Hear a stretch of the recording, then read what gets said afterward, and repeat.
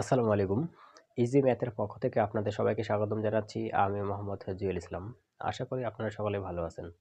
তো আজকে আমরা একাদশ ও দ্বাদশ শ্রেণীর হিসাব বিজ্ঞান প্রথম পত্র অথবা এইচএসসি ব্যাচ ২০২৫ আপনারা যারা আছেন, তো হিসাব বিজ্ঞান প্রথম পত্রের সাজেশন এবং হিসাব সমীকরণের যে ম্যাথগুলো আসে সেই ম্যাথগুলোর সমাধান আমরা করব। তো এখানে হিসাব সমীকরণ থেকে আপনার এখান থেকে প্রতি বছরই একটা করে ম্যাথ দেওয়া থাকে এবং এগুলো খুবই ইজি। আমরা যদি একটু ভালো করে এই ম্যাথগুলো করি তাহলে অবশ্যই 100% একটি ম্যাথ আমরা কমন পেতে পারি। তো আমরা দেখি, এখানে আমি বোর্ডের মধ্যে একটি প্রশ্ন লিখে রাখছি যে জনাব সজীব 2019 সালের মার্চ মাসের 1 তারিখে নগদ 50,000 টাকা এবং 30,000 টাকার আসবাবপত্র নিয়ে ব্যবসায় শুরু করে। উক্ত মাসের লেনদেনগুলো নিম্নরূপ। মার্চের 2 তারিখে বলছে কি নগদে আসবাবপত্র ক্রয় 80,000 টাকা, 5 তারিখ হচ্ছে বাকিতে সাপ্লাইজ ক্রয় 7,000 টাকা, 10 তারিখে সেবা প্রদান 16,000 টাকা, যার 6,000 টাকা নগদে পাওয়া গেল। 15 তারিখে হচ্ছে বিজ্ঞাপন খরচ প্রদান করা হয়েছে 5,500 টাকা।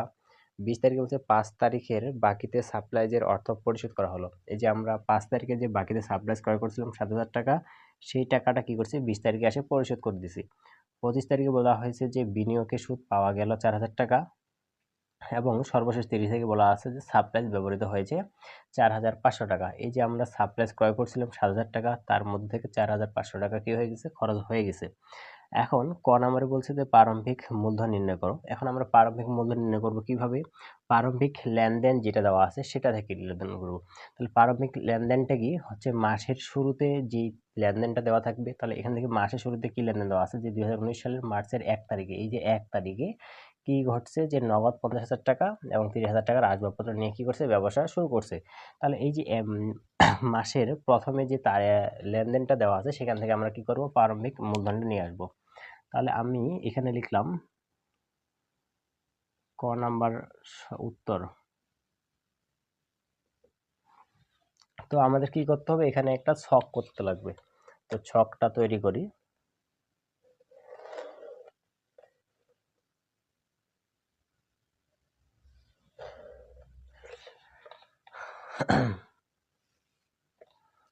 টাকার জন্য আমরা দুইটা ঘর দিব, এটা দুইটা, আর এখানে বিবরণ লেখার জন্য একটা ঘর দেব। তো প্রথমে যে ঘরটা আছে সেটাতে আমরা লিখব বিবরণ, এটাতে লিখব বিস্তারিত, এটাতে লিখবো আমরা মোট। আমরা চাইলে উপরে দুইটাতে টাকা টাকা লিখতে পারি, তাতে কোনো সমস্যা হবে না। এখন উপরে আমরা লিখবো কি নির্ণয় করতেছি আমরা, প্রারম্ভিক মূলধন। তাহলে এই যে ছকের উপরে লিখতে লাগবে প্রারম্ভিক মূলধন নির্ণয়। প্রারম্ভিক মূলধন। এখন দেখি মার্চ মাসের প্রথম 1 তারিখে কি করছে, নগদ 50,000 টাকা নিয়ে আসে। তাহলে এই বিবরণের ঘরে লিখবো নগদ কত টাকা, 50,000। এই যে 20 তারিখের ঘরে লিখলাম 50,000 টাকা। আর কি নিয়ে আসে, আসবাবপত্র। তাহলে লিখবো আসবাবপত্র, আসবাবপত্র নিয়ে আসে হচ্ছে 30,000 টাকা, 30,000 টাকা। এখন কি করব, দুইটা টাকায় যোগ করে আমরা মোটের ঘরে লিখবো। তাহলে 50 আর 30 হচ্ছে 80,000 টাকা। এই 80,000 টাকায় হচ্ছে মূলধন, প্রারম্ভিক মূলধন। তাহলে আমরা প্রারম্ভিক মূলধন কিভাবে বের করব, যে একটা ব্যবসা প্রতিষ্ঠানের মালিক মাসের শুরুতে বা ব্যবসা করার সময় শুরুতে যে সকল সম্পদ অথবা দায় অথবা যা কিছু নিয়ে আসে না কেন সবগুলো আমরা কি করব, মূলধনে নিয়ে যাব। তাহলে আমরা দেখি হচ্ছে সে কি নিয়ে আসলো, নগদ টাকা নিয়ে আসলো আর হচ্ছে আসবাবপত্র নিয়ে আসলো। তাহলে নগদ টাকা এবং আসবাবপত্র সবগুলো কি হবে, মূলধন হিসেবে গণ্য করা হবে। তাহলে আমরা কি করব, প্রারম্ভিক মূলধন নির্ণয় করার সময় নগদ লিখবো 50,000 টাকা, আসবাবপত্র 30,000 টাকা, আর মূলধন হচ্ছে 80,000 টাকা, দুইটা যোগ করে বসাবো। তো এটা হচ্ছে ক নম্বর প্রশ্নের সমাধান। এখন আমরা দেখি খ নাম্বারে কি দেওয়া আছে, 1, 2, 5 এবং 10 তারিখের লেনদেনগুলো হিসাব সমীকরণের উপর প্রভাব। অনেক সময় বলা থাকতে পারে যে টেবুলার ছকের মাধ্যমে দেখাও। তো হিসাব সমীকরণের উপর প্রভাব বা লেনদেন সারণী, অথবা বলা থাকতে পারে টেবুলার ছকের মাধ্যমে দেখা। তো আমরা কি করব, একটাই ছক, সেটা হচ্ছে হিসাব সমীকরণের যে ছকটা সেটা। তাহলে আমরা দেখি প্রথমে কি বলছে, 1 তারিখ। তো 1 তারিখের এখানে লেনদেনটা জাবেদা যদি করি তাহলে নগদান ডেবিট, আসবাবপত্র ডেবিট আর মূলধন ক্রেডিট। 2 তারিখে জাবেদাটা কি হচ্ছে যে নগদে আসবাবপত্র ক্রয় করা হলো এত টাকা। তাহলে নগদে যদি আসবাবপত্র ক্রয় করা হয় তাহলে কি হয় যে আসবাবপত্র সেটা একটা সম্পদ, তাহলে আসবাবপত্র ডেবিট আর নগদে ক্রয় করার ফলে কি হবে, নগদ টাকা হ্রাস পাবে, তাহলে হচ্ছে নগদান ক্রেডিট।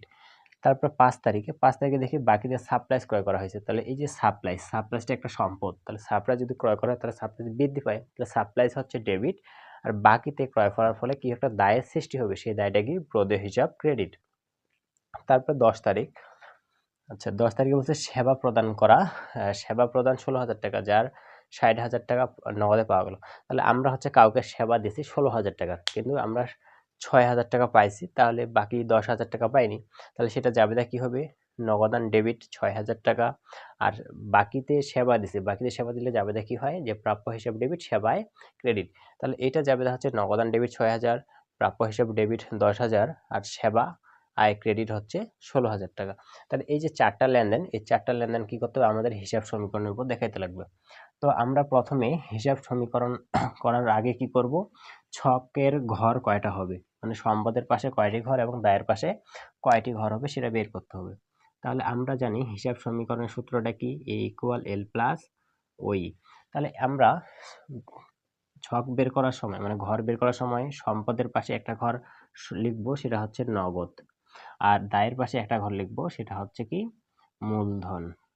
এই দুইটা ঘর আমাদের ফিক্সড, একটা সম্পদের পাশে নগদ এবং দায়ের পাশে মূলধন, এই দুইটা ঘর কি আমাদের নির্দিষ্ট।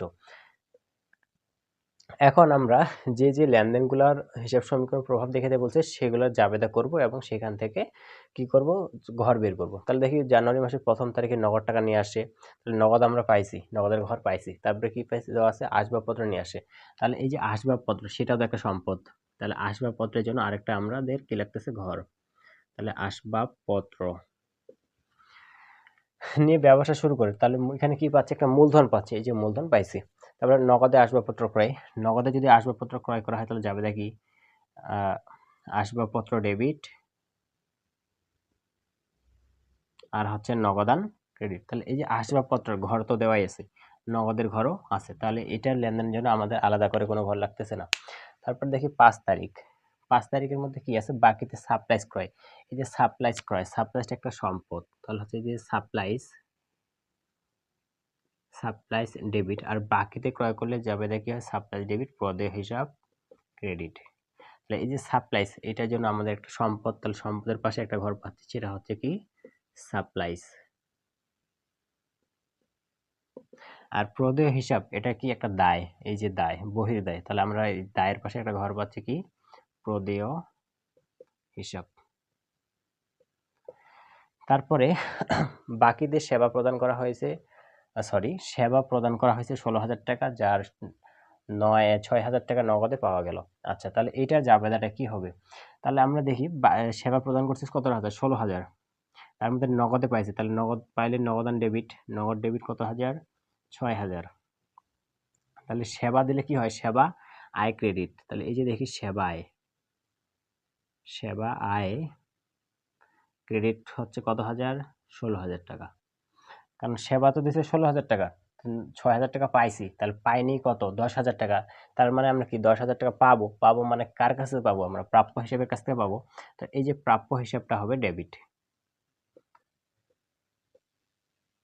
তাহলে প্রাপ্য, তাহলে ডেবিটে আমার এখানে আছে 6,000, ক্রেডিটে আছে 16,000, তাহলে ডেবিটে আর কত লাগে, 10,000। তাহলে নগদান ডেবিট, প্রাপ্য হিসাব ডেবিট, আর সেবায় ক্রেডিট। এখন দেখি নগদের ঘর আছে, প্রাপ্য হিসাবের ঘর নেই, তাহলে এই যে এখানে একটা লাগবে প্রাপ্য হিসাব। তারপরে দেখি এই যে সেবায়, এখন আমরা জানি মূলধনের ঘরে কি হয়, আয় ব্যয়, তারপরে হচ্ছে কি যায় উত্তোলন, এগুলো হচ্ছে মূলধনের ঘরে যায়। তাহলে এই যে সেবায় এটা তো একটা আয়, আয়টা তাহলে কোথায় যাবে, মূলধনের ঘরে চলে যাবে, তাহলে এই যে সেবা আয়ের জন্য আমাদের অতিরিক্ত কোনো ঘর লাগবে না। তাহলে এখন দেখি আমরা সম্পদের পাশে ঘর পাচ্ছি কয়টা, 4টা, এবং দায়ের পাশে ঘর পাচ্ছি 2টা। এখন আমাদের হিসাব সমীকরণে ছক তৈরি করতে হবে। তো লিখি খ নাম্বার। এখন হিসাব সমীকরণের ছকটা তৈরি করি।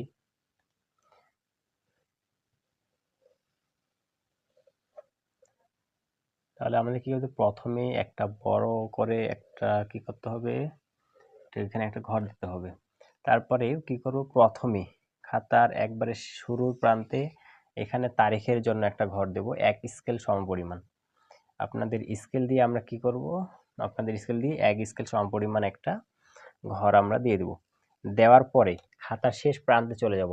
শেষ প্রান্তে যাওয়ার পরে সেখানে এক স্কেলের থেকে একটু কম, এক স্কেলের থেকে একটু কম একটা ঘর দেব, সেটা দেব হচ্ছে মন্তব্য। তাহলে এটাতে লিখব তারিখ, শেষেরটাতে লিখব হচ্ছে মন্তব্য। আর মাঝখানে যে ঘরটা আছে সেটাকে আমরা কি করব, দুইটা ভাগে ভাগ করব। এখন ভাগ করব কিভাবে, একটা সম্পদের পাশ, একটা হচ্ছে দায়ের পাশ। তাহলে আমরা একটু আগে যখন বের করলাম হিসাব সমীকরণটা থেকে, যে সম্পদের ঘর পাইলে, সম্পদের পাশে ঘর পাইলাম কয়টা, চারটা, দায়ের পাশে ঘর পাইছি দুইটা। তাহলে আমরা দায়ের পাশে একটু জায়গা কম নেব এবং সম্পদের পাশে জায়গা বেশি নেব। তার আগে ভাগ করার সময় কি করতে হবে, এখানে একটা ছোট একটা ঘর দিতে লাগবে। এখন দেওয়ার পরে আমাদের এই যে ফাঁকা যে অংশটুকু আছে সেটাকে দুইটা অংশে বিভক্ত করতে হবে, মানে দুইটা অংশে ভাগ করতে হবে। এখন আমাদের এ পাশে দুইটা ঘর আর এ পাশে হচ্ছে চারটা ঘর।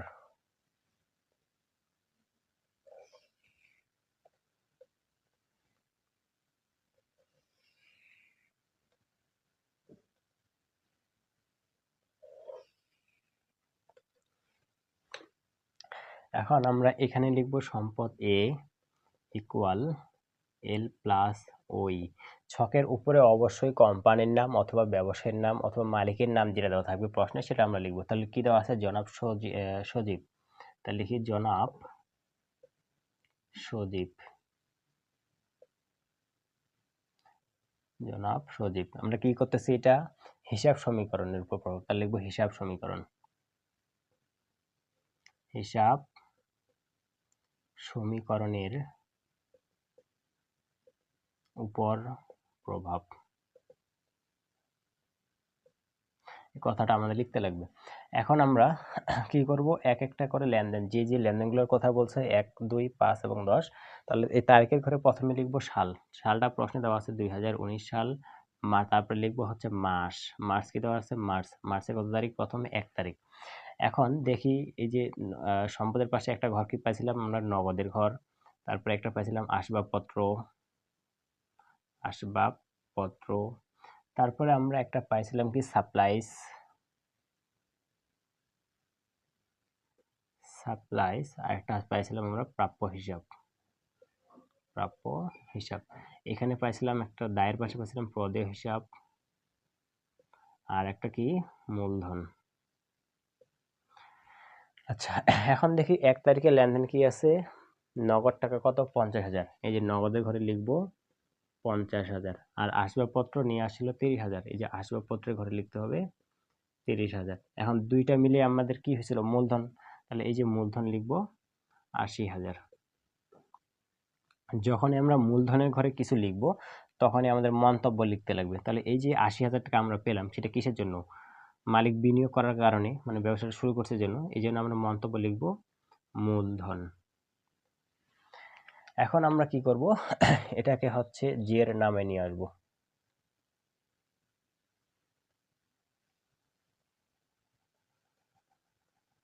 তাহলে এখানে হচ্ছে 50,000, এটাতে 30,000, এখানে হচ্ছে 80,000। তাহলে এখানে 50 এবং 30 যোগ করলে কত হয়, 80 হয়। এপাশেও 80 আছে। তারপরে তারিখটি কত দেওয়া আছে, 2 তারিখ। 2 তারিখে কি করেছে, নগদে আসবাবপত্র ক্রয়। তাহলে আসবাবপত্র ক্রয় করলে আসবাবপত্র বাড়বে কত হাজার টাকা, 80,000 টাকা। তাহলে আসবাবপত্র ডেবিট, 8,000 টাকা। আর নগদে ক্রয় ফলে কি হবে, নগদ টাকা হ্রাস পাবে। তাহলে এই যে নগদ টাকা কি হচ্ছে, হ্রাস পাচ্ছে, মানে বিয়োগ করতে হবে। এখন আমরা কি করব, আবারও জের নামাবো। তাহলে এখানে 30 আর 8 হচ্ছে কত, 38,000। এখানে 50,000 থেকে 8,000 বাদ দিলে কত হয়, 42,000। এখন এই পাশে দেখি কত আছে, 80,000।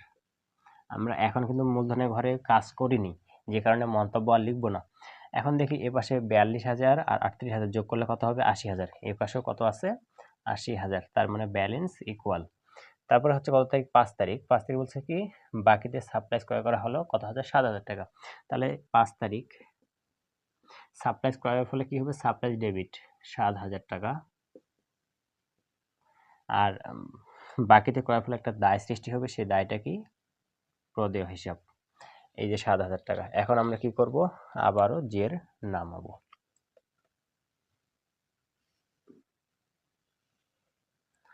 তাহলে এখানে দেখি কত হচ্ছে? 42,000, এখানে 38,000, আর এখানে হচ্ছে 7,000। এখানে কত? 7,000, আর এখানে হচ্ছে 80,000।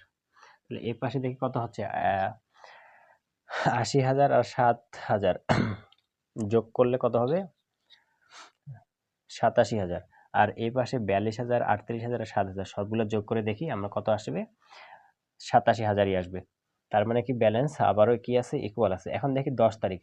10 তারিখ কি বলছে? যে সেবা প্রদান করা হয়েছে 16,000 টাকা, যার হচ্ছে নগদে পাইছি 6,000 টাকা। তাহলে নগদে পাইছি কত টাকা? 6,000। তাহলে যদি নগদে আমরা টাকা পাই তাহলে নগদ টাকা বাড়বে। কত টাকা বাড়বে? 6,000। তাহলে এই যে নগদান ডেবিট হচ্ছে কত? 6,000 টাকা। এখন সেবা প্রদান করছি কত হাজার টাকা? 16,000 টাকা। এই যে 16,000 টাকা আয়, তাহলে সেটা কথা যাবে মূলধনে যাবে। মূলধনে কি হবে? এটা যোগ হবে। তাহলে এখন আমরা মূলধনে ঘরে লিখছি, তাহলে এখন মন্তব্য লিখতে লাগবে কি? সেবা আয়। এখন দেখি এ পাশে বৃদ্ধি করলাম 16,000 টাকা, এ পাশে বাড়াইলাম কত? 6,000 টাকা। তাহলে বাকি আরো থাকতেছে কত? 10,000 টাকা। এই 10,000 টাকা কি হবে? বাকিতে সেবা প্রদান করছি, তো বাকিতে সেবা প্রদান করলে কি হয়? প্রাপ্য হিসাব বাড়ে। এই যে প্রাপ্য হিসাব কত হাজার? 10,000। এখন দেখি এখানে 10 আর 6 যোগ করলে হয় 16, এই পাশেও কত হয়েছে? 16। তার মানে কি আছে? ব্যালেন্স ইকুয়াল আছে। এখন আমাদের কি করতে হবে? যোগ করে দিতে হবে, সরি, ব্যালেন্স নামায় নিতে হবে। তো এখন এখানে 42,000 আর 6,000 যোগ করলে কত হবে? 48,000। আর এখানে আছে 38,000, এখানে আছে 7,000, আর এটাতে হইলো 10,000। এখানে আছে 7,000। এখন এখানে দেখি 16,000 আর হচ্ছে 80,000 যোগ করলে কত হয়? 96,000। এখন আমাদের সম্পদের পাশে যেগুলো আছে সবগুলো যোগ করব, এবং দায়ের পাশে যেগুলো আছে সবগুলো কি করতে হবে? যোগ করতে হবে।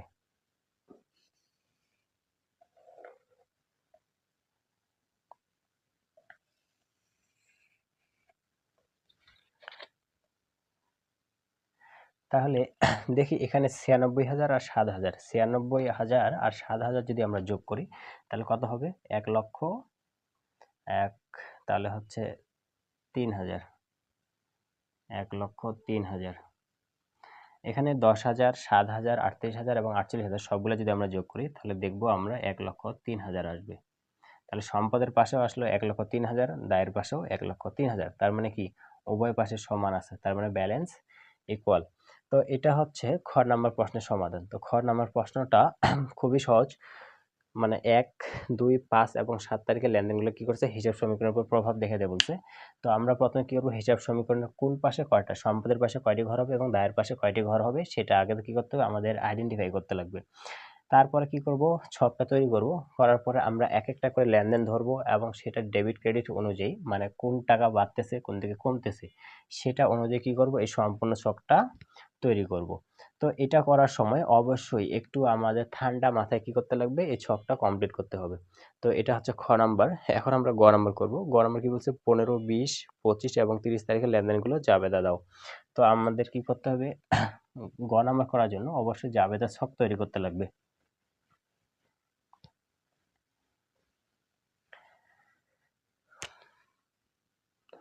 তো জাবেদা ছক আমরা সকলেই জানি।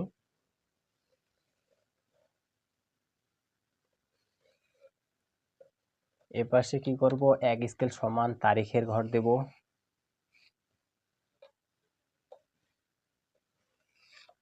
তারপরে ডেবিট এবং ক্রেডিটের জন্য দুইটা ঘর দেব এক স্কেল সমপরিমাণ, তারপরে ছোট্ট একটি ঘর দেব,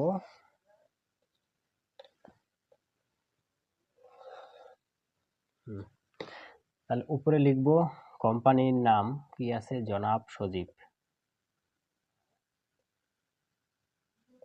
আমরা এটা কি করতেছি, জাবেদা, তাহলে লিখবো জাবেদা। তাহলে এই যে প্রথমের ঘরটাতে দিব তারিখ, তারপরে ঘরটাতে বড় ঘরটাতে আমরা লিখবো বিবরণ, ছোট যে ঘরটা আছে সেটা দেব তথ্য সূত্র, এটাতে লিখবো ডেবিট, আর এটাতে লিখবো আমরা ক্রেডিট, এবং নিচে লিখে দেব টাকা। তারিখের ঘরে প্রথমে লিখবো সাল, 2019 সাল, তারপরে লিখবো মাস, মার্চ কত, মার্চ কত তারিখ, 15 তারিখ। এখন দেখি 15 তারিখে কি আছে, বিজ্ঞাপন খরচ প্রদান করা হলো, তাহলে বিজ্ঞাপন খরচ, খরচ প্রদান করলে কি হয়, খরচ বৃদ্ধি পায়, তাহলে এই যে লিখবো বিজ্ঞাপন খরচ ডেবিট, বিজ্ঞাপন খরচ। আর বিজ্ঞাপন খরচটা কিসে দিচ্ছে, শুধু বলছে প্রদান, তাহলে এটা অবশ্যই নগদে প্রদান, তাহলে বিজ্ঞাপন খরচ ডেবিট, নগদান ক্রেডিট। কত টাকা, 5,500 টাকা।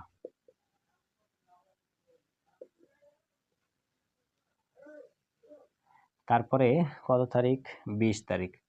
এখন দেখি 20 তারিখে আছে, 5 তারিখে বাকিদের সাপ্লাইজের অর্থ পরিশোধ। এখন এই যে আমরা 5 তারিখে যে সাপ্লাইজ ক্রয় করেছিলাম বাকিদের, সেটার টাকা পরিশোধ করে দিয়েছি। তাহলে যখন আমরা সাপ্লাইজটা ক্রয় করছিলাম তখন জাবেদা কি দিয়েছিলাম, যে সাপ্লাইজ ডেবিট, প্রদেয় হিসেব ক্রেডিট।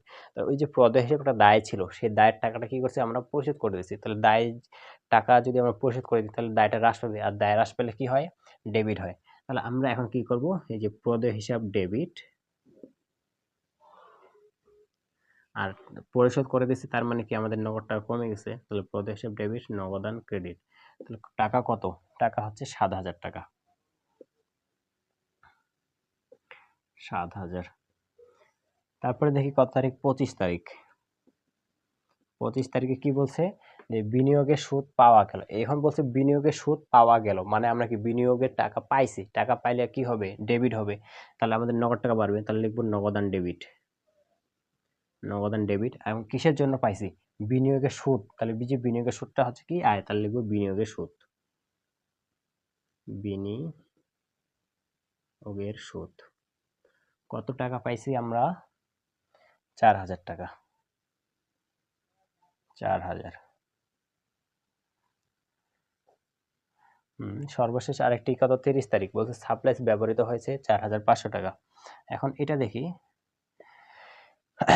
আমরা 5 তারিখে সাপ্লাইজ ক্রয় করছিলাম হচ্ছে 7,000 টাকা, যে সাপ্লাইজগুলো ক্রয় করছিলাম 7,000 টাকা, ওই সাপ্লাইজের মধ্য থেকে আমাদের কি হয়ে গেছে, 4,500 টাকা খরচ হয়ে গেছে।